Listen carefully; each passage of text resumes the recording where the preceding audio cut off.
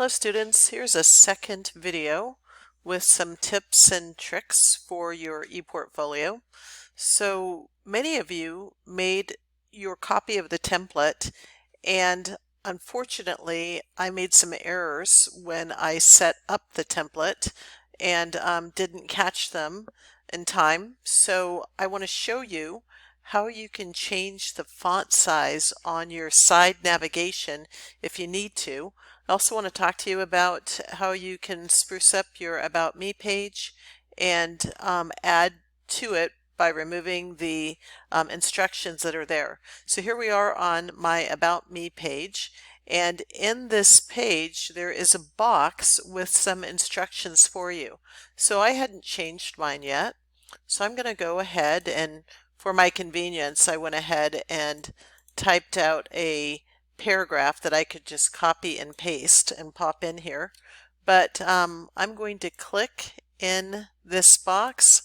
I'm going to delete the text that's there, and I'm going to add the text I typed up over on a Word document and put that in there and replace it. Oops, I forgot to catch the M there, so I'm going to put that in.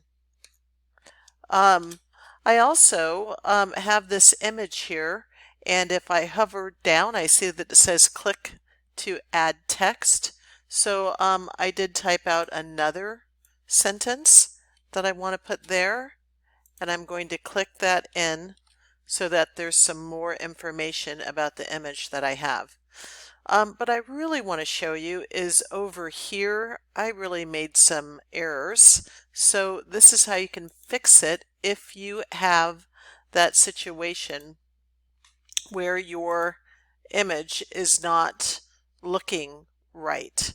So here I'm clicking Properties, and if you notice, it's all uppercase. Well, that doesn't look very good. So what I'm going to do is replace the text so that it is sentence case and that it looks a little more attractive. Now note that the header is not changing, but I will show you how the side navigation will change and look better than what it currently looks like, with all the uppercase on one side of the navigation map, the top side, and the lower side with the InTAS standards with a different font size. So notice how that now changes, and I believe it looks much better than all of the uppercase that is in the rest of the NAEYC standards, the Early Childhood Education standards, and it matches what is currently in place with the InTAS standards. So you do that over here on the side navigation pages. Next to the page that you want to change, you click the three vertical dots, and then there is the word Properties. And then on the Properties, it pulls up the name of the page, and so I'm simply changing it so that it is sentence case as opposed to all uppercase, and replacing the appropriate letters. And I believe it makes it look just a little bit more attractive. Oops, I have an extra A in there. Now, I am noticing that some of you, when you're making your folder, you're indicating in your paragraph that you're either looking for early childhood or you're looking to teach high school. And if that's the case, then you may want to hide pages.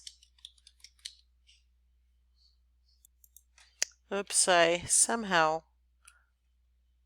got myself messed up here. So let's go ahead and fix this. And then when I'm finished, I click Done. And again, if I take a look over here on the left-hand side, I see I've now finished the first two NAEYC standards. Now, as I was mentioning, some of you might be in the position where you would prefer not to have either the early childhood education standards showing or the secondary or the elementary or secondary education standards showing. You may only want to show the standards in which you actually have an artifact, and so it's really easy for you to do that. Again, clicking on the three vertical dots next to the page. In this case, I've got Standard 2, Building Family and Community Relationships, and I scroll down here to the bottom and I click Hide from Navigation, and then I see that that page is now hidden when someone looks at my page. However, it is not deleted. So when I look at the side navigation over here again, I see, oops, I am on Standard 2. When I look at the side navigation again, well, it's still there. Let me go ahead and do a preview. And, oh, I think it's because I hit standard number 1. No wonder it was still there. But now, again, when I take a look over here, I see that standard number 1 is not showing in my navigation, and that's because I've hidden it over here. All right, hopefully this is helpful for you. You may have some assignments that are now being requested of you to add to your ePortfolio. So I just wanted to share some tips and tricks, and looking forward to what you are adding in your documents or your artifacts to your ePortfolio.